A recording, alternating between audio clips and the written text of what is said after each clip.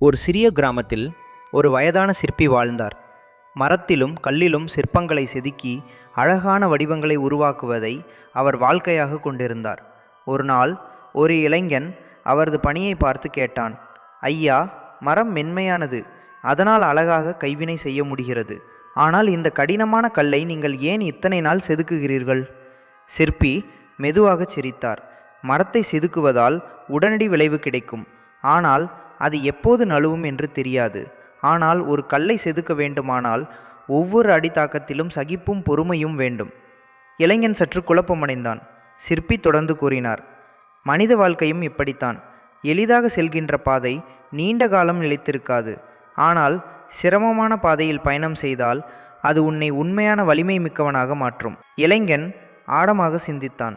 அன்றிலிருந்து சிரமங்களை கடந்து செல்வதே வாழ்க்கையின் உண்மையான வளர்ச்சி என உணர்ந்தான்.